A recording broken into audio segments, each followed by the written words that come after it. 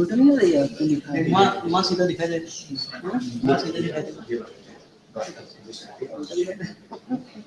मैंने बोल रहा था मेरा वहाँ से मेरा कैमरा मूवमेंट करेगा ठीक है ना मैंने क्लोजअप भी लेने लेके एक ही जगह से थोड़ा सा बोल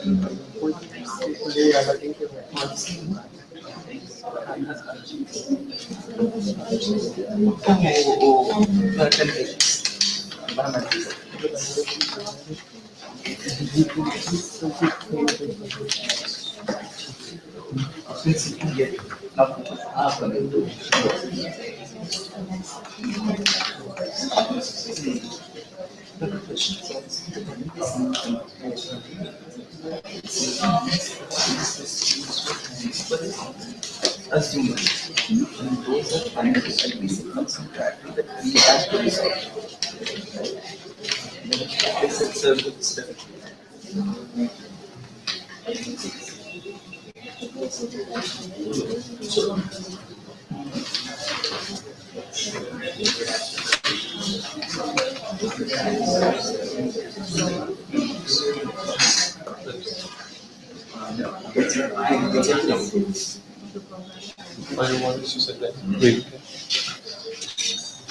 हाँ हम तो मीडिया वाले पैनल क्षेत्र में हम मीडिया वाले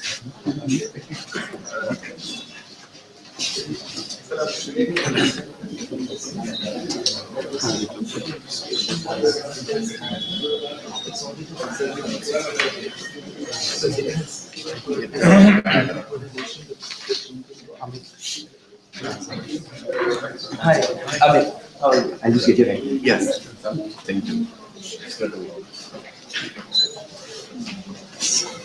Come. Would you come take your seats? Yeah.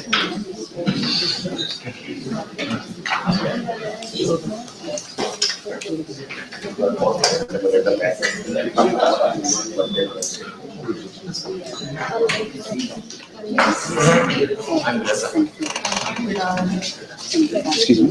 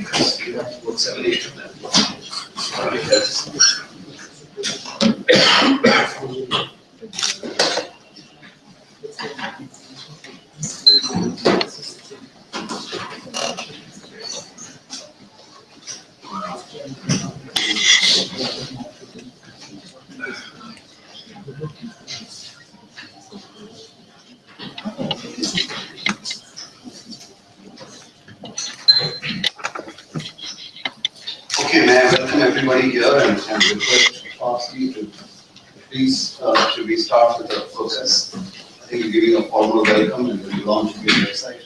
Yes. Good morning, everyone. It's great to see you on Saturday morning. As you know, this is the 25th year of India's economic reforms. And they happened in 1991. If you think about it, half of India wasn't even born or is born after 1991. They have pretty much no idea about what the life was like before 1991. So what we are going to do today is to launch a crowdsourcing website or a portal called IndiaBefore91.in, and then have a sort of panel discussion on what the life was like before, what happened during the reform period. As you know, there's a famous book written by C.J. Ramesh covering that time period in India's history. And maybe we talked a bit about what the life has been since the reforms. Right? We also would discuss whether reforms were part of the circumstance we were in, or were part of the conviction that we somehow acquired in the 90s about going further towards markets. So that's the sort of general focus of the program. Actually, the idea for this portal came in a dinner conversation with Swaminathan Iyer. I think many of you read probably Swaminathan's column in Times of India. So we're just discussing about the fact that he was going to put together his Swaminathan's columns in a book to celebrate the 25th years of reforms. And we're discussing about what experience the CCS has in the student program that we do. And as you know, we run a public policy course for college students. And we do actually survey of what their thinking is before they take the course, and then how the thinking has changed or not after the course. So we have very good data in terms of what the people have been thinking and what their thinking is after the course. And I was mentioning to him that hardly anyone remembers, at least the college group that we do our programs in, what the life was like before 91. And we thought that it would be very important, not only to celebrate the fact of reform, but also to make sure that the half of our population knows what India was and what has changed India, what has made India what it is today, in which they currently live. I think that's an interesting part of our history and needs to be very well documented. So the idea behind the portal is to collect stories from people from all walks of life, not just business, and not just economists and politicians, but farmers, housewives, small businesses, street vendors, right? So across the spectrum, what did people feel about the life before 91? And as you can see, by contrast, of course, we will talk about indirectly what changes have happened because of reforms. So that's the general purpose for the website. I think the license Raj term, as you know, came from Rajaji. So Rajaji, who was the founder of Swatantra Party, was the only market-friendly political party that we had in India. In the late 50s that he started. He described the Indian version of sort of society, pattern of society, or central planning, that the model that we had adopted, as quota permit license Raj. Right? So that was a phrase that he had coined. And since then, that phrase has been modified in various ways and stayed with us even now. And we refer to that time period of India's history either as the Hindu rate of growth, and which was other term that was coined to describe that part of the history, or as the license Raj, license permit Kota Raj, as Rajaji actually called it. So I think as a liberal, market liberal, libertarian, we sort of value three basic freedoms. Right? One is, of course, the political freedom, right to choose our own representatives. Right? Second is personal freedom, freedom of expression, conscience, movement, assembly. Those are the personal freedoms. Fortunately for us, from 1947, 1950, since the Constitution was adopted, we have had those two freedoms guaranteed by the Constitution. India was one of the first democracy of this size which went for universal adult franchise at the time of birth. Most democracies, as you know, did not have universal adult franchise when they began, right, including the United States. It took a long time for them to get to the point of every adult being able to vote, while we started in 1950 with that promise. So only area I think we had a debate, as you see in the Constitutional Assembly, was about economic freedom. And there's a lot of debate that highlighted that we should put in the Constitution that India is a socialist society. The person who opposed that idea quite vehemently and finally actually carried the day was Baba Saheb Ambedkar. So he said, economic system is something that should be open to people's needs of the time.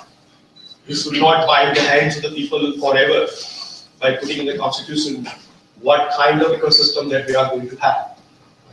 And then he prevailed in convincing the Assembly that we should not include socialism as the commitment from the Constitution to what kind of ecosystem we are going to have. And you can see why that was very important for Dr. Ambedkar to win that debate. Right? And we have seen the changes that happened, obviously, since that point in time with the center planning and the reform that came after it. Actually, when I recently met with C.J. Ramesh, he welcomed us by saying, "Are you still a libertarian?" Right. And then my response was, "Oh, depends how you define liberty." So I'm just being a little more diplomatic. And he actually, I'm saying this because I referred to libertarian, classical liberal earlier in my discussion. And he defined, which I found is very apt definition of what a market liberal or a libertarian would be. Right? So he defined libertarian being someone who privatizes everything. So privatize, privatize, privatize. And whatever you cannot privatize, you communitize. And you never do the community. Right? So basically you have two parts of society, either the private market or the community, pretty much running the society. There is, of course, very little scope for the state. I think that's a very good way of thinking about where we are and where we need to go moving forward and taking the promise of the reforms further.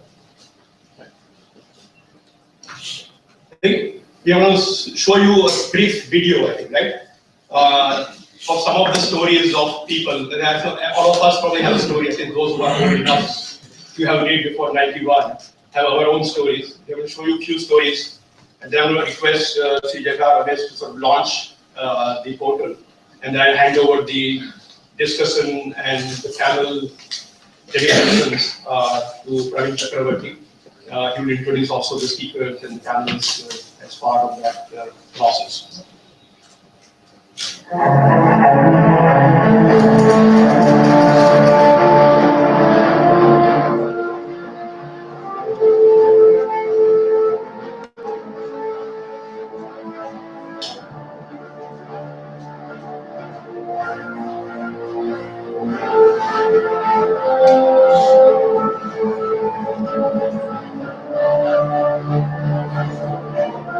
It's not really 91 because what started in 91 was a wrong process. So I think a sudden economy gave way to an economy which things became easily available.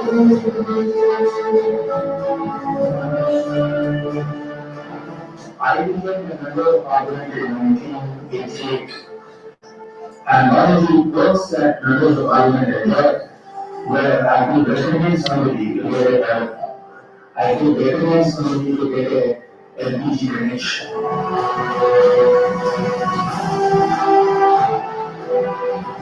India got its independence in 1947, but it only got its political independence.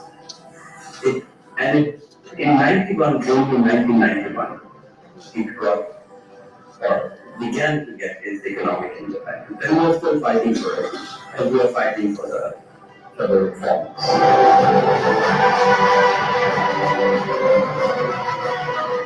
The first thing that comes to my mind is the work house. There's only phone call emergency will come to the house, and somebody will come from there and call us and say there's a phone call. And of course, when we can break that down, those phone calls are expensive. Just one call to call you, saying that they call you again, and about 20 minutes later, a second call will come, or which you can talk.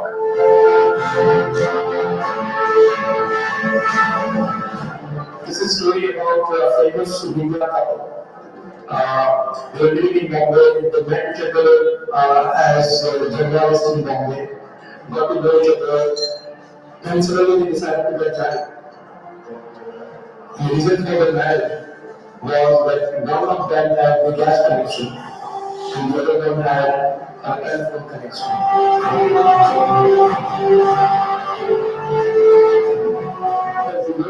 The finance minister, Manmohan Singh, in 1991, made a historic budget speech in Parliament where he said, paraphrasing to Hugo, the good power of earth can stop an idea whose time has come. And that idea was that of the mobilization of the Indian economy.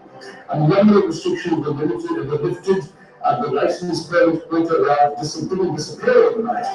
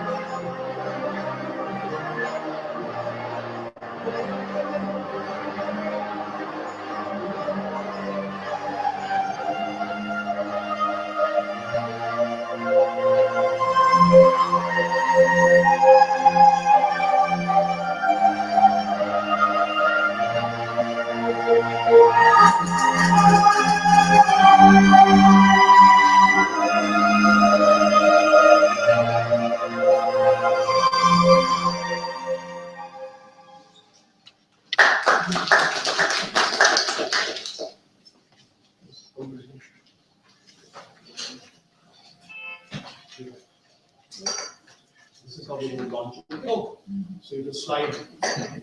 You need to see on the screen. On the screen.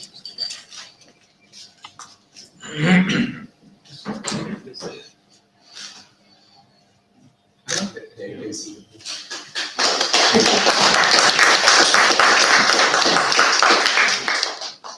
Before I hand over the panel discussion to Praveen, let me just thank Vicky, Dr. Vidar Singh, who's here. Vicky actually has been a great partner of CCS. I know some of you were there earlier when we launched the last book here. And also we had a lecture co-hosted with Vicky of David Friedman. An interesting topic. David Friedman is the son of Milton Friedman. And the topic of the talk was society without the state. And that's a very interesting discussion we had actually in this room only that we met for David Friedman's talk. So Vicky has been a great partner and we are very grateful for having the chance to do this program together.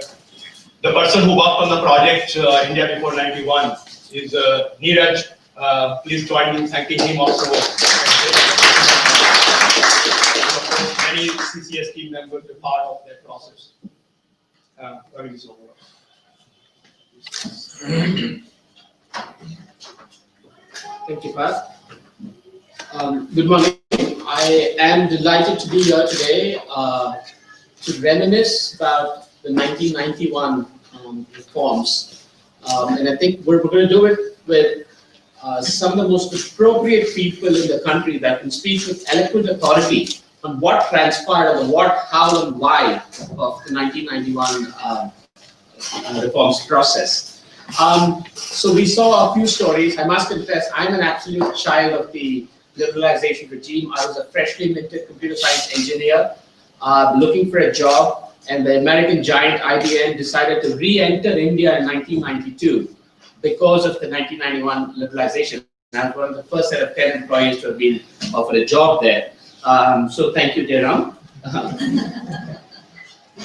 I want to actually start with a quote. I'm going to, for the purposes of this discussion, I'm going to draw very heavily from Jairam's magnificent book called To the Brink and Back, which provides an insider's chronicle of the 3-month period between June and August of 1991 and what transpired and what led the government to unshackle the Indian economy from the reins of government control.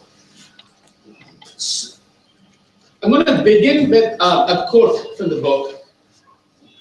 Within the first 100 days, we will roll back prices of salt, cycles, cotton saris, dhotis of 40 counts or below, electric bulbs, among other things. This was a line in the manifesto of the Congress Party for the 1991 Lok Sabha elections. Let's think about that for a minute. The party actually pledges to control prices of cotton saris and dhotis of 40 counts or below. 3 months later, we've had the Indian economy completely unshackled from price control. So, Jairam, I really want to start with you and ask you, first, what was the Congress Party thinking when it wrote that manifesto? And why this dramatic reversal and departure from that pledge within such a short period? Well, that 40 count dhoti is a giveaway of who wrote that. Only one finance minister who never wore a dhoti. Mr. Chidambaram. So it was actually Mr. Chidambaram who contributed that. Incidentally, that was the first and last time any political party, around the Congress, made a firm and unequivocal commitment on reducing prices in absolute levels. I think that was the first time. And that's certainly the first and last time the Congress Party ever said a 100-day program. Because, as I mentioned in the book, Mr. Pranab Mukherjee said, the government is elected for 5 years, it's not elected for 100 days, so why are you coming up with a 100-day program? But although this commitment was made in the manifesto, Praveen, remember that Dr. Manmohan Singh, on the 25th of June 1991, gave a press conference. And in that press conference, he basically disowned this promise. And he said, this can't be done. And that was the first sort of speed breaker that the new government had to face, because that created a lot of political flack for the new finance minister. And the Prime Minister himself was very upset that the finance minister had said publicly that a political commitment cannot be fulfilled, and that had its own consequences. So as to the reason why there was a shift, I think the magnitude of the economic crisis that India was going through was certainly known. It's not as if it was an unknown. People knew what was happening. But I think for the Prime Minister and the Finance Minister to actually sit in a chair and be confronted with what the reality of the day was is a completely different phenomenon. And on the 21st of June 1991, when the Prime Minister took oath and Dr. Manmohan Singh, not yet being made Finance Minister, but he knew that he was going to be Finance Minister.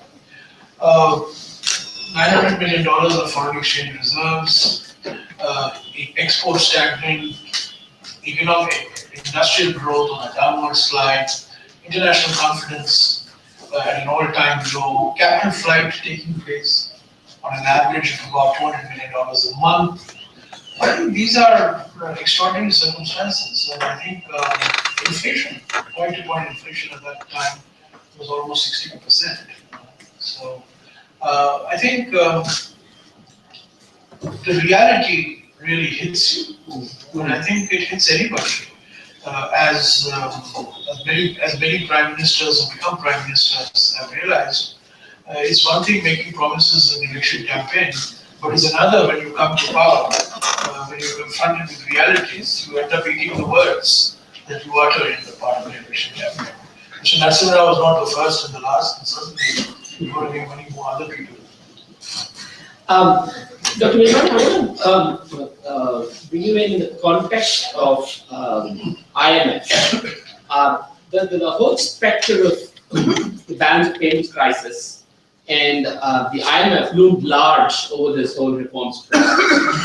And certainly it was positioned as a battle between India succumbing to Western institutions, such as the IMF in reforming our economy, versus protecting our economic independence. And as someone who later on went to be the executive director at the IMF and certainly had a very active role to play in the IMF, what is your recollection of events, and would you agree with this narrative? So the way to look at these episodes and the way the IMF gets involved is in two parts. One, as Mr. Ramesh has just outlined, is the immediate macroeconomic crisis, which is the balance of payments crisis, right? There's, you have a deficit, there is no capital to finance it. I mean, part of the stories is my friend who later became governor, how he had to travel all across the world begging for money. And therefore, for that there is a standard IMF template. It's called expenditure compression and switching, because to get the macro into balance, what you have is you got an excess demand for foreign goods. You don't have the money to pay for them, so you can't hold the exchange rate constant. So you have to let the exchange rate depreciate and compress your fiscal. That's a standard template of the macro adjustment, which is applied all across the world. The only issue is of detail. I'll come back to that, how that, my impression, that was before I actually joined the finance industry. But the second part, where I was involved from more or less the start, is what they call the structural reform, what we call policy reform. And that we have been doing a lot of thinking in a different context. I will go into the context. Basically a growth context. You know, comparing ourselves, our slow growth with the faster growing economies of Southeast Asia, etc. We have done a lot of thought of that in various things. I have personally, I know of other people who have. So, as far as this second part is concerned, I strongly disagree with people who say it was somehow imposed on the island. The way it always works is you draw your own list of things you want to do, and they judge before giving the money, as they have the right to do, whether this kind of thing will be adequate to get a sustainable level of the balance of payments. On the first part, and here I have to, it's based on information, basically the chief economic advisor, who was a leftist at that time, who was there in Chandrasekhar's time and continued for about, I don't remember exactly, but till July or August, when he resigned and left. He's the one who dealt with the numbers on exchange rate adjustment, how much was needed, and what kind of fiscal adjustment was needed at that particular point in time. And that clearly, the IMF must have had, I would guess from the standard procedure, a strong role in determining or calculating, because I don't think we had the capability in the finance industry for doing those kind of macro things. At that point. It's interesting you say that you don't subscribe to the view that IMF kind of played played its role with a high iron fist, because Jairam actually on the policy reforms. Well, I'll tell you why. Jairam actually writes in his book saying in a letter that the Prime Minister has drafted or the Finance Minister has drafted to the President of the IMF, he actually takes pains to correct the spelling of labor to have a U, not L-A-B-O-R, but L-A-B-O-U-R. Program to P-R-O-G-R-A-M-M-E. And that only goes to show the extent of fear in India as to whether people will think that you're actually being completely controlled by the IMF, so much so that even your letters Americanized. So in some sense, if that was the kind of fear, are you saying the fear was unfounded in some sense? So two things on that. One, if you used Microsoft or Excel or Word processing, I don't know if there was the normal thing which you get, especially if they are imported computers or used to be at that time all imported, it's American spelling unless you change it to English. In fact, very few of us used to at that time change it to English. Is my recollection, others may have some other recollection. So it would automatically give the American spelling. And therefore, yes, there was this huge fear because I don't remember for 5 years after this, I can count 1, 2 economists who actually supported any specific policy reform action that we did. So there was clearly a fear. Secondly, my impression, where I don't have direct information, where perhaps Jairam Ramesh would have about cabinet level discussion, but my impression is partly it was used subtly as a threat that we will be sunk unless we get this loan, so you better agree to X, Y, Z reform. This is the impression I have. So it was kind of a tool also, and it was also a fear. But in these unusual times, if you want to achieve something, you have to use all kinds of politics. Jairam, in hindsight, were the fears somewhat exaggerated with the benefit of hindsight? No, there were fears, there's no doubt about it. And these fears cut across political parties. I mean, there was fears amongst the left parties, there were certainly fears in the BJP, there were fears in the National Front, and there were fears within the Congress party. So there were certainly fears that the conditions that the IMF, so-called quote-unquote conditions that the IMF would impose on public expenditure would be something that would be politically not acceptable. So there was certainly a fear. There was, from March of 1991, actually from February of 1991, it was very clear that whichever the government that came to power would have to go to the IMF. And there was a certain inevitability about going to the IMF. So, although people criticized, people were worried, but almost all political parties and all political leaders that attended these all-party meetings were more or less reconciled to the fact that the IMF was just unavoidable. There were some. I remember, and I quoted this in the book, there were some people at that time who were advocating a default option, largely from the left. There was a statement of 35 economists that came, 35 of the leading left-oriented economists, which actually said that, look, there's an old saying that if you owe somebody $5,000, you should be worried. If you owe somebody $5 billion, you should be worried. So, since we should just, if everybody else is defaulted, why should we be so? So that there was a default option that was consciously rejected. There was a gold option. I mentioned it. There was a big debate in Parliament on gold, using the gold option. As Mr. Bajpayee himself made a big speech in Parliament on the gold option. That was considered and rejected. There was the NRI option. Many people who were saying that why don't you have the NRI? In fact, the biggest proponent of this was Mr. Swami, who was willing to mobilize all the NRIs inside, including the Sultan of Brunei, to give a few $billion to get itself out of the situation. But this NRI option was a unrealistic option, because here was the time the NRI were actually taking money out. So, and here was a minority government. It was unlikely to instill any confidence in the NRIs.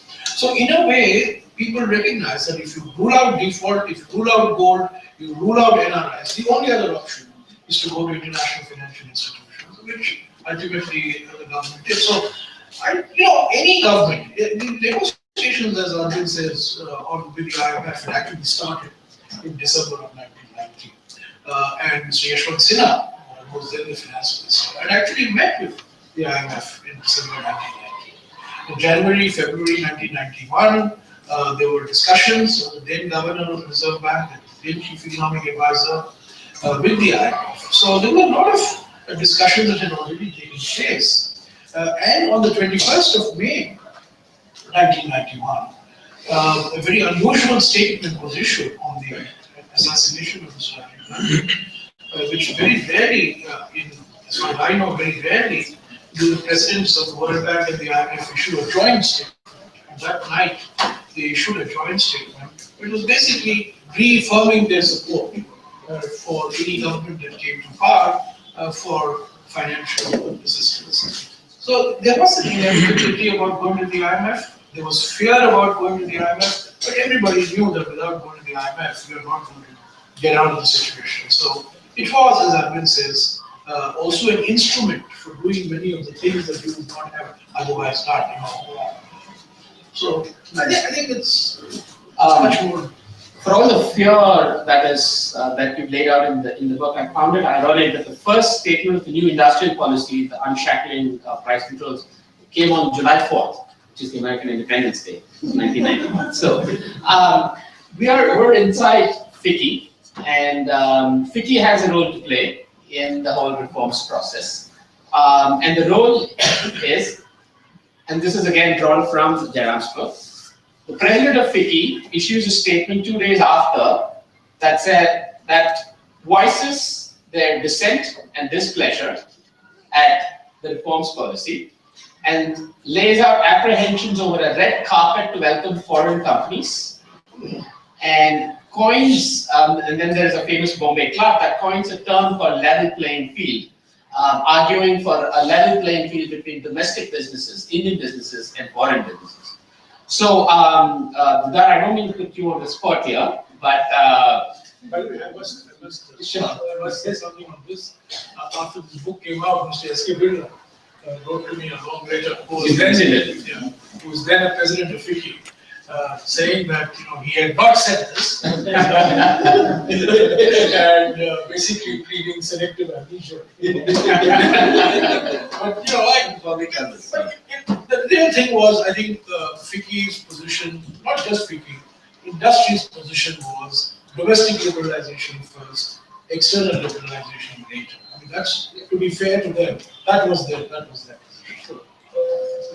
No, but as Ramesh is correctly pointing out, FICCI or organizations like this take position on the basis of what they perceive as a response to an emerging situation. Let us not forget, because you're talking of pre-91, let us not forget the other Bombay Declaration, which is a time of independence when we began to move towards so-called socialist Mahanovist model.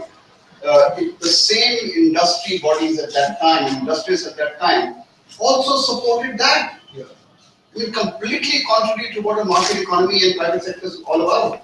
So in many ways, I guess that sometimes you take calls which are not directly so concerned with how you perceive the future. You look at more of how it will impact your past. Sure. So are you saying it was knee-jerk? Was it just knee-jerk in some sense? First of all, I think as Mr. S.K. Birla himself has clarified to Ramesh, who were the actual people who made that statement? That's also something I doubt, and there are others who are involved in it and took a different position. So that issue still continues, but I think in terms of how FICCI has evolved over the years, I mean, we have also evolved with time, and I think in the sense of being a private sector body representing a market economy has been the basis of functioning in this manner. Yes, there were very naturalists way back in 1927 when we got established. There was a different role at that time, and that role evolves, and as I mentioned, it evolves past independence in a particular manner, past 91 in a particular manner, and even now in a particular manner. And Arvind, do you have a collection of businesses trying to, their reactions to this, and were there any intense efforts to stall or thwart any of these? Yeah, the stalling part, I personally, well, twofold. One, of course, the high-level stalling would occur at the cabinet level, which don't have information. I'll be very frank. I have a lot of information, in finance ministry, secretary down level. But I can tell you that a lot of people suffer from Indonesia, and I remember for at least absolute 3 years, and it was only 4-5 years later that people started speaking to support us. But every single thing we did from 91 for at least 3 to 5 years there was not one person standing up. Standing up, right, means making a statement in public or even in private saying this is a good thing you're doing. All the expressions were of the dangers, of how the risk was, or was total opposition. So that included actually the business. That's the interesting thing is because they were also scared. I want to give you one example of this, which is a very interesting story, which I just remember. So maybe you can record it. Before, because I was very involved in the tax reform, the custom duty reform, and everything to do with import, export, etc. I still remember one businessman, and we were very open. I used to welcome anybody and everybody's views, and a lot of people used to come because this one gentleman, and I still remember the product. It was like a minor product, like your count of cotton, etc. I would name it. Every year, for 5 years, this chap used to come to me before the budget and say, "Nira, hum mar jayenge. Don't reduce the duty on our product." Every year he used to come for 5 years, and then 10 years later, I read in the newspaper that particular product X, he was still merely producing. Actually, the industry's approach to reforms in 91, they welcomed the industrial policy liberalization. They were apprehensive about trade liberalization. Yeah, the external domestic thing. They were apprehensive. I remember in a conference hall, I think not in this conference hall, but in a larger conference hall, Anand Mahendra. I mentioned that episode in my book. Anand Mahendra, very young and more dapper looking Anand Mahendra, saying that we want external liberalization later and internal liberalization first. I remember telling Anand, you're sounding like a JNU student, and there was a fear that the pace with which we were reducing import duties would affect Indian industry. It's a national fear. There was also a fear, particularly from the older generation. There was also a generational issue. There was also fear amongst the older generation that too much of moving of foreign capital would not be in our interest. And on the 31st of August, the Prime Minister met FICCI separately, CII separately, ASSOCHAM separately. We had 3 separate meetings. And in all the 3 meetings, they said, we support you, we want you to go ahead, but please be careful on trade liberalization, and please be careful on allowing majority foreign equities. Allow free flow of technology, but when it comes to foreign equity, do not treat them. Those were different times. Today, it may sound very odd, but I think. Let me just correct and modify my statement that clearly the industry whose price control was lifted welcomed it. Those whose production controls were lifted welcomed it. Those whose specific industries where investment control was listed welcomed it. So my statement was more general or average. Obviously those who are benefiting will stand up and say yes, but there weren't too many general who said we welcome this whole process, wherever it may lead. They were scared. I agree. There was a genuine reason. And the only reason I brought that up, wasn't me to dig it into it. It was today when we talk about where are the big bang reforms and the political economy for big bang reforms, it just goes to show how nobody was happy in this process. The political parties were not happy, business lobby was not happy, nobody was happy, but somebody still had to get it done. And we have to ask the question, has that political economy climate changed when we clamor for big bang reforms today?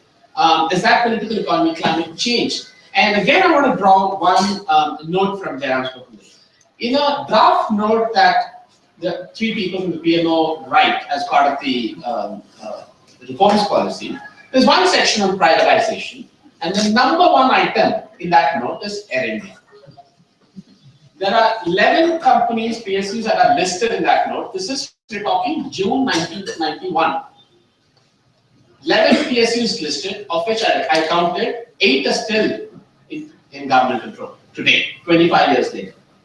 So when we talk about two questions to you, Jairam, in hindsight, are you really happy with what we achieved vis-a-vis the vision that was laid out in 1991? And two, why is that political economy climate not changed even today, 25 years later, for a privatization of Air India still? I think privatization was one element of the 91 reforms that didn't see the light of day. The exit policy was another section on that note that you quoted from, which got dropped from the industrial policy. We are in many ways coming back to that exit policy as part of the bankruptcy program 25 years later. What is being attempted now in the bankruptcy bill that is before Parliament is essentially what was thought of 25 years ago. But privatization still remains a very contentious issue politically, as it was in 91. In terms of whether I'm happy with what happened in 91, I think the new trade policy that got announced certainly fulfilled its objectives very accurately. And India became a player in the international trading system, not as much as we hoped, but certainly much more aggressive than has ever been the case. I think on the new industrial policy, there's been no going back. There's been no re-imposition of licensing controls or production controls or price controls. So for the new industrial policy, forward movement, as it was in the case of the trade policy.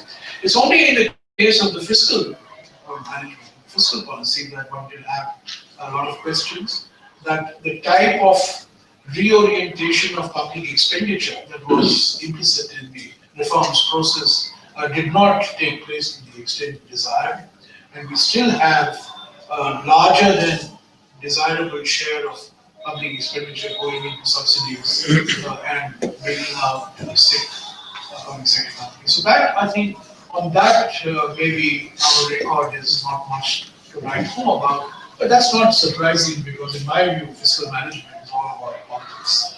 Whereas trade and industry is a little more technocratic. Fiscal management really is all about political positions, political alliances, and facing the political heat by taking away an expenditure or pattern of public expenditure that is benefiting one section of society. So you don't see the political economy climate changing anytime soon for, say, privatization? I don't see big bang privatization on the Indian agenda. I really don't see privatization of banks, for example, on the agenda. I don't see privatization of Air India, maybe privatization of India. Although I haven't heard in the last 18 months any talk on privatization of Air India. But I don't see privatization in the Margaret Thatcher sense of the term, denationalization. Sure. I don't see that very much on the agenda. I see the state governments doing this. By the way, the first privatizer in India was N.T. Ramanan. The first company that got privatized in India was Hyderabad Oil. And there were a series of small state sector public enterprises that got privatized. But when we talk of privatization, we are talking of large public sector companies. I mean, will SAIL get privatized? Never. Will BHEL get privatized? Not in my lifetime. Will the railways get privatized? Never. In fact, there was talk of railway privatization, and quickly the minister had to backtrack and say, no, I'm not talking about privatization. LIC privatization, never. So financial sector privatization, I don't see. Denationalization, I don't see. Disinvestment, certainly. Opening up the sector to private players, more private players, as has happened in the case of the banks recently, certainly. But not denationalization, which means reducing the government stake below 51%. I don't see that happening at all. Sorry, I want to. Yeah, sure. I was going to come to. Yeah. Go ahead, please. No, you see, it's very important in this particular example to be clear about this here. I will make 2 points. One is this impression that somehow the quota corporate license Raj disappeared in 91 or 2 or 3 or something is absolutely wrong. In my view, this is my personal view, many others may not agree. Because this thing is so down, I call it a jungle. Right? So, this impression was created because there was some very visible thing at the central level, which Sriram has mentioned, the production control, the price, etc. So the last thing can tell you more about. So I have always argued that we have to keep drilling at this, because people thought, oh, it's all over and it's finished. That's not how reform gets done. Please believe me. The second part, which is, and I can give you examples of that. The second part of it is that we knew that there was much stronger opposition. At that first flush, when the crisis is there, the things went through smoothly in a sense. Mr. Narasimha Rao and Sijaraman know how they argued with the political things. In some sense, that first flush happened in one go. Okay, but everything after that was an equal or greater battle. And we have to strategize. And I'll give you 2 or 3 examples. Like the monopoly in the sector, we knew they cannot be nationalized. So you look for alternative ways of doing it. One, by allowing private entry and things like that. So that is how we did it. But the big structure still remains. Okay, the things which were opposed, that was not demolished. And that is why it's very important to remember, as I said, that there were few. The way I presented it was, every leftist imposed, including some of my good friends, and you also know those people very well, would oppose everything before it happened, but would accept it after it took place. Okay, so that still remains. You have to create the environment. If you really want these reforms, there's a lot of work to be done. You have to keep at it. You think it'll suddenly happen because some political person will decide, no, it won't happen. Okay, there are lots of people who still oppose those things which they always oppose. Okay, including, as I said, some good friends of mine who are leftists. Right, they would oppose this. Okay, even though they may have said we supported reforms from whatever 91. After the fact. On that somber note of we need a crisis for another round of big bang reforms, as a representative of a leading industry body, I know there is a lot of clamor for reforms, and I would want to hear your thoughts on what. Yeah, I was just going to add two little things to this whole thing. One is that I entirely agree with Arvinji and Ramesh that first of all, there are certain, well, let's call them holy cows that can't and don't actually happen. And the second, that reform is a continuous process. It cannot be said that it's all over. And I'll say only 2 things here. One, that let us never forget that any reform or any political, or let us say, well, actually we should call it as policy reform, doesn't happen in a vacuum. There is a context in which it happens. We are a developing country and we are a democracy. We must never forget that. So this whole business of inclusive growth cannot be forgotten. It has to be within that. And we are celebrating today possibly, as you said, 25 years of reform, and we're also looking at pre-reform period. Let me ask a very basic question. Everybody says first generation reforms means addressing factors of production, land, labor, capital. Have we reformed land? Have we reformed labor? Have we reformed capital? 25 years down the road, we have done lots of things. But if you look at the basis of what a market economy stands for, have we addressed the 3 most basic aspects of it? You can add many other things to it. Today it's become environment is very important. We have to be part of climate change. Technology is an important issue. IPR is an issue. Trade is an issue. All these are issues. But if you look at the factors of production, have we reformed the 3 factors of production? And that's why, as an industry body, we keep saying that, please address this, please address this, please address this. And the point that Arvind is making, that it has to be a continuous process of reform, and sell it in a manner that we get actually all stakeholders on board, because you cannot do this just as a top-down kind of way. And in many ways, the reform process which started in 91 did take 5-10 years to sell, but it did become part of the Indian economy, and we did do extremely well post that. So in a sense, this selling of the idea and bringing consensus, bringing stakeholders on board is a continuous process and has to carry on. Sure. I want to open it up for questions. If you can raise your hand and I can call on you. Let's start. Yeah, go ahead. And please introduce yourself and say who you are addressing the question to. Sure. The questions from Mr. Ramesh, and I'm Nivedita Mukherjee, Joint Director in the International Division. So who do you think was the real architect of the reforms, Narasimha Rao or Manmohan Singh? And secondly, sir, today you were pointing in terms of reforms, the very crucial land reforms. I wanted to know what kept the UP away from, bringing about the land reforms. Well,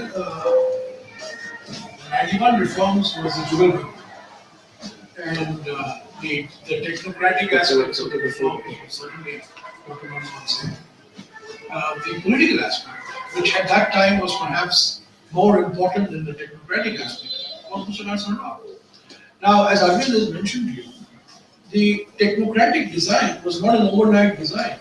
Designs had existed for the last at least 10 to 12 years. People had been writing about the need for reforms. People had been talking about how to reform the trading system, how to reform the licensing system. So the architecture of what went into reforms was not a black box. People knew. But it required the crisis of 91 in many ways to force the government of the day into action. But let's be very clear, the 91 reforms was in my view, less a technocratic exercise and more a political exercise. And had that political sagacity and political Machiavellianism, which would have not been in evidence, we wouldn't have had reforms. Because basically what got done was known. What is to be done was known. But we never got it done because of the circumstances were not right. And you needed that crisis. You needed the IMF, the ghost of the IMF, to be able to sell the reforms domestically. So to that extent, I think Mr. Rao deserves a huge amount of credit for the type of political leadership that he provided for the economic reform process. He may not have contributed the nuts and bolts of the economic reform process. Whether it was devaluation, whether it was gold, whether it was delicensing, or whether it was, but without his political leadership, these reforms would not have been solved. Can I just add? Sure. So the way I look at it, there are 4 levels of reform. Again, my purpose has always been to analyze what has happened, to get lessons for the future, right? So that's the perspective from which I give it, because so there are actually 4 levels. One is a political, where I've argued for the last 25 years that people have not given, now they are beginning to give Narasimha Rao enough credit, because he was clearly had to make the political decision. There's no question in my mind, absolutely. Manmohan Singh could not have done anything unless the Prime Minister said, yes, go ahead, I will take the risk. Okay, so that political risk has to be the Prime Minister. There is no other way. Okay, so if you don't have a Prime Minister who can't take political risk, nothing good will happen. Second level is the cabinet level, where the finance minister is critical in our system, right through our history. So in that sense, MMS was critical because you have to convince people, you have to say X, Y, there are many voices, there are fears, you have to meet those fears. That is the job of the finance minister, okay? The third level is the bureaucratic. And here again, people may have forgotten, but one of the important persons was the principal secretary to the Prime Minister, because he had been an industry secretary. So he was involved in some of the domestic reforms. Remember the name? Anyway, it will come back to me. And the finance secretary. So Manmohan Singh, the economic affairs secretary, Monte Singh, at that time. And the fourth level is technical, where it is not to get credit for myself, but I can tell you, I was forced to go on 50 committees. People don't realize how difficult it is. Not that one decision is taken, PM says, okay, this is done, it's done. I had to go and fight every week on X different reforms in different committees where people would not accept. You're talking about these cotton things. Some of these things took years of fighting to convince them you have to give this up now. Okay, eliminate all these distinctions on these 20,000 counts of X and Y. I'm just using that as an example because it came out. But there were many, many things like that. So there are all these 4 levels. So, in hindsight, it always looks very easy. And therefore, you make this mistake of thinking, oh, why isn't it being done? Why don't we just privatize Air India? Air India, I've opposed 3 different capitalizations of Air India, always losing. Every time the same result. Okay? Same result, that money is spent, it goes waste. They still keep doing it. Mr. Ramesh, I had a second part of my question, sir. So, can we come back to you? Yeah, sure. Yeah, sure. Go ahead. MC Verma, I was at India for a long time, and I was very much present during the 91 crisis. India is a think tank, and its chairman was K.B. Lal, who was the author of the Red Book, the infamous Red Book. India had taken a clear position that all these reforms are not only a must, they must be gone through as fast as possible. And there were lots of meetings and conferences where India put up its position in favor of liberalization and so on. So it will not be correct that there was no backing for reforms from the economic think tanks. Okay. India was the first. Okay. I think the foremost in this respect. Okay. Point taken. Yes, go ahead. I'll take 3 questions and then I'll leave. Yes, please go ahead. I'm beginning with my question is to you, sir. My point is like, why is India not being able to, Indian model has been that much successful as compared to China, where its reserves are high, where its manufacturing is also quite robust, and it has been able to do well. While in India, still the PSUs are in pathetic state, debts in banks, power sector, telecom are still too high, and why is there so much of a rise in inequality and all? And plus that, India still has to worry about your global factors, for example, US slowdown, deflation from China and all, So it has opened itself to much more vulnerable, Sure. So your question is about the model, the India-China model. Yes, go ahead. I'll come back to the question that lady asked, something similar. So 91 reform largely happened, as I understand, due to compulsion and not conviction. I wish to understand, was there anyone in senior government level who had this conviction? Specifically, I would wish to know in the context of then Finance Minister Mr. Manmohan Singh. Did he play only a technocratic role, or there was some kind of conviction? And when we talk about that, you require context, a kind of crisis for reform.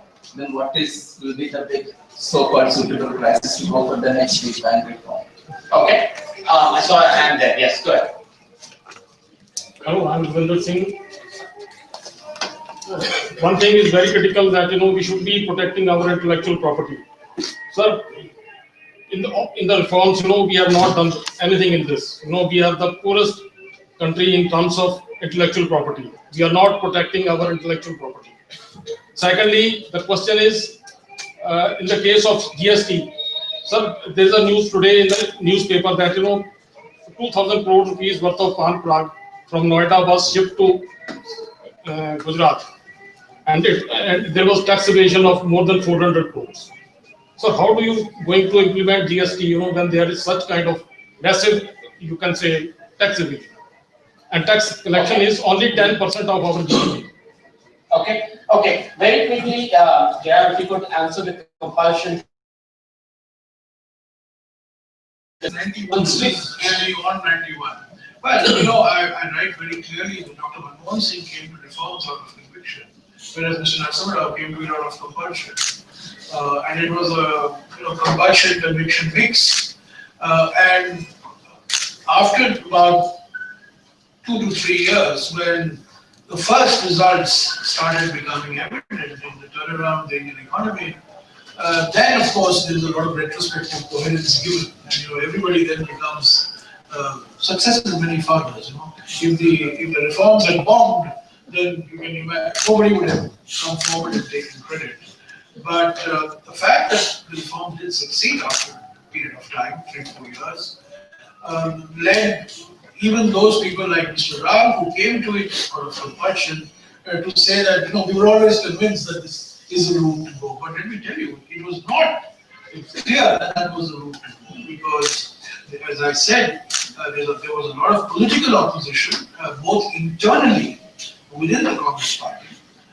In fact, in a meeting of 300 members of parliament of the Congress party, when the budget of on the July 24th budget was being discussed, out of 300 members of parliament, only 2 members of parliament spoke up in favor of Dr. Manmohan Singh, and about 58 members who spoke against the budget and spoke against the industrial policy package. There were only two members of parliament who spoke in his favor.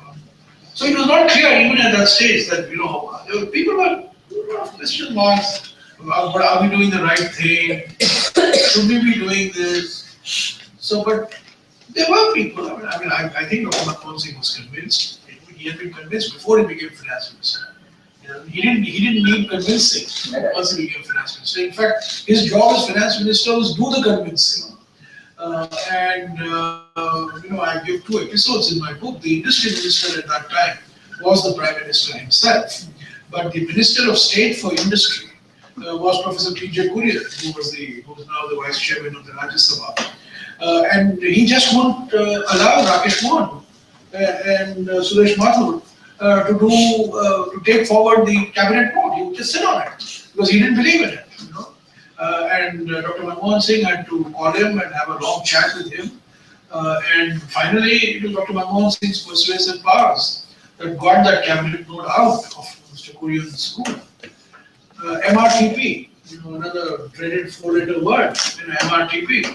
The minister would not let go. The minister was Vijay Bhaskar Reddy, and he had a junior minister, Kumar Mangalam, and Mr. Kumar Mangalam and Mr. Vijay Bhaskar Reddy would just not agree that MRTP needed to be reformed completely, lock, stock and barrel. So Dr. Manmohan Singh called Mr. Kumar Mangalam and gave him a long lecture on what his father would have done.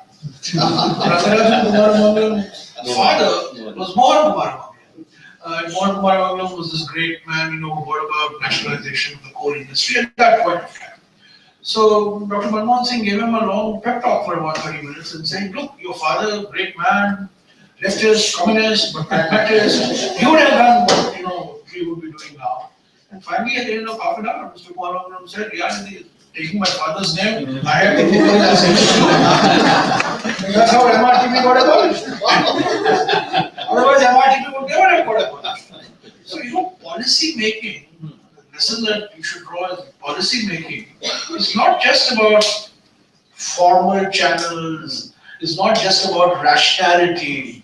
There's a lot of other things that influence the way you take decisions. And I think in that period, the manner in which Dr. Manmohan Singh was managed to convince the skeptics and the manner in which Mr. Narasimha Rao was able to ride political opposition was truly remarkable. And that has lessons even for today, by the way. It's not just 91 oriented, it has lessons even for today.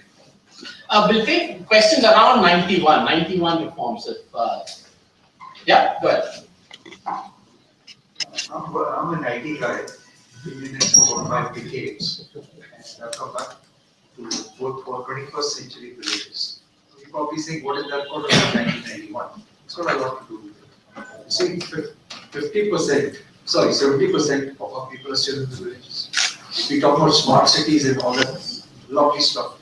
The point is, you make a smart city and you blink, it'll be flooded with more people because the villages are at their extent. So if you don't solve the village problem, you can't solve the city's problem, you can't solve India's problem. Now that's the negative side. The positive side is, I think India is in a unique position. We were the youngest nation. We got enough sunshine, we got enough all those fun things. And we need a democracy. So the question you want to ask around 91? I think we are today faced with a similar challenge which was there in 1991. That's when we want to fly out the gold and all this stuff. We are right now in a place where we have educated people. We got Internet of Things possible. We got every third, fourth child has got a cell phone. Okay. So is the 1991, we need a recurrence of 1991, so will that happen? Hopefully China and the global economic crisis will provide that. No, I just want to make an observation that today we should be looking at taking off. There we are looking at sort of saving our backside. Sure. We should be looking at taking off and becoming number one. Okay. Please go. I wanted to find out from Rameshji's, respected Rameshji, that at the current.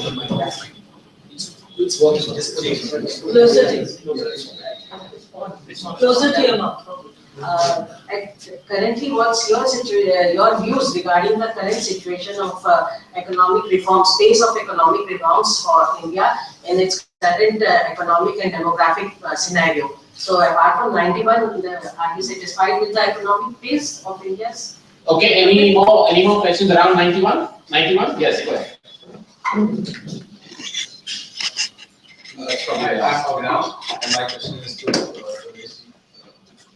I just wanted to know, I'm actually curious that the word socialist in our constitution, did it created a kind of hurdle? Did you face any problem during opening the doors for foreign players during 91 reforms?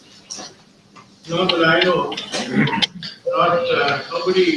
Nobody referred to the word socialist in the constitution.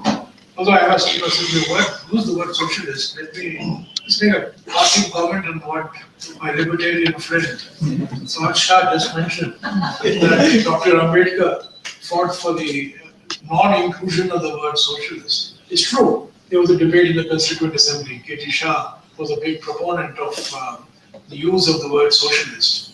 But from this, to draw the conclusion, which Parth is trying to draw, that Dr. Ambedkar was a libertarian and a market-friendly is completely wrong. Completely wrong. Because Dr. Ambedkar, if anything, was a great believer in state-owned enterprises, nationalization. In fact, Dr. Ambedkar went one step further. He wanted to nationalize land. And his problem with the Congress Party was that the Congress Party was not left enough, was not strongly left of center. So Parth, while you rewrite history, so much to suit your point. But a lot of questions have come on reforms and so on. I think that the one key message I take away from 91, the one overwhelming message that I take away is the politics of reforms. I think that's at the very core, it's fundamental to what gets done, how it gets done. And I think there is simply no substitute for political management. And by political management, I mean political communication, political alliance building, constituency building, political reach out. I mean, these, if you look at what happened in 91, essentially, this is how Mr. Rao and Dr. Manmohan Singh really navigated. Arvind has repeatedly mentioned, there was no critical mass of people who were supporting these reforms. In fact, the dominant discourse was anti-reforms. And since he has mentioned this, let me also say this, that Dr. Manmohan Singh, the finance secretary, was against reforms. He had a chief economic advisor who was against reforms. Both of whom were removed. Both of whom were removed at one point. December. Not till December they were there. The foreign secretary was against reforms. So, the whole environment was against, but yet these two gentlemen were able to navigate it. And I think the key lesson is that there is simply no substitute for political outreach. And how you do it is going to determine the success of economic reforms. Whether it was in 91 or 2016, it's the same lesson. Since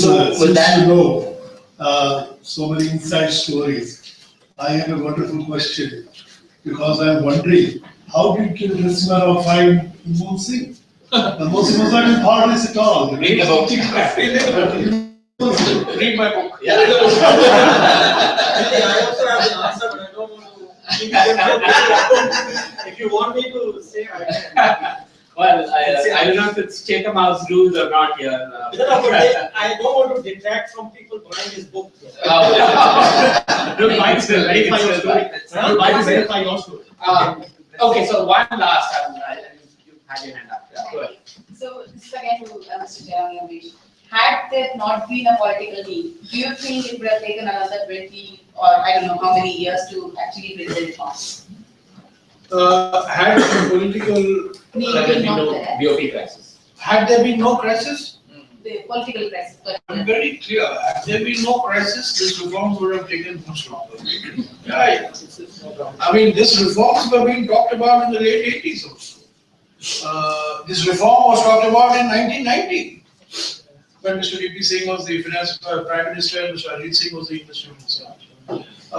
So, had there been no sharp deterioration in the financial and economic position of the country from November, essentially November 1990 to June of 1991, we may have had to wait a little longer for celebrating the 25th anniversary.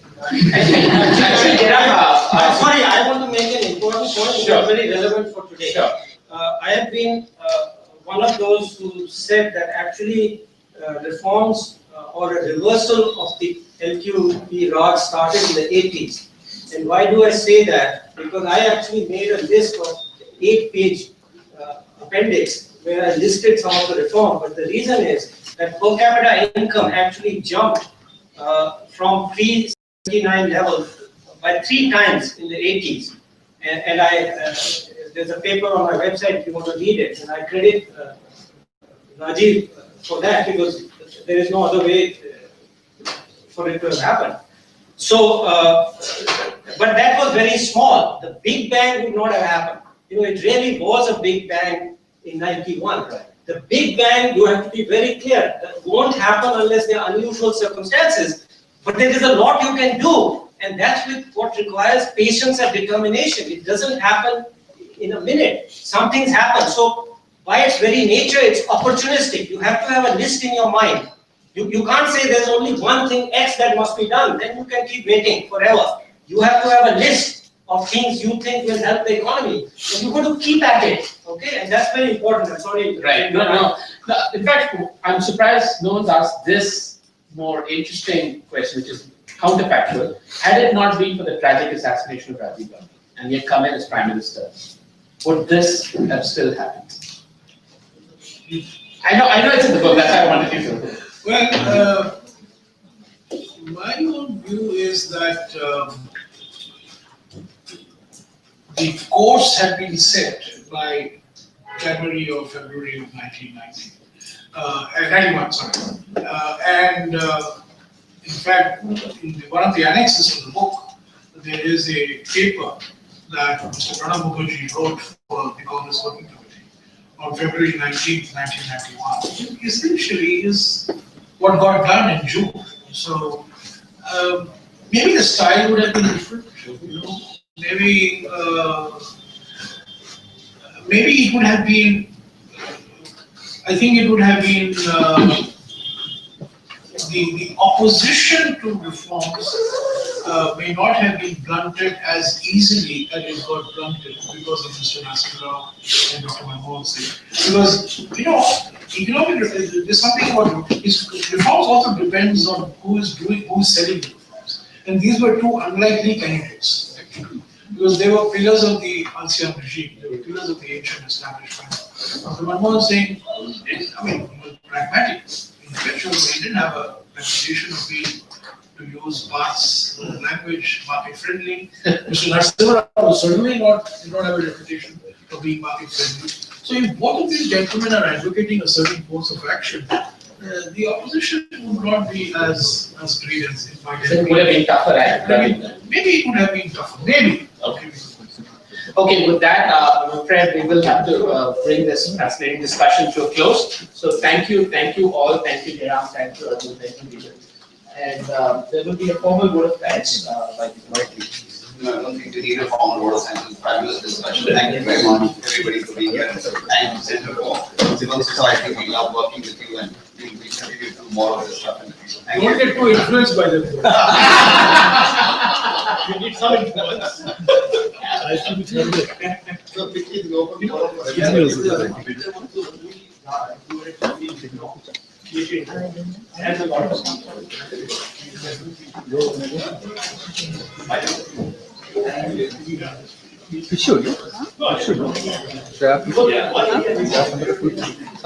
Under the website.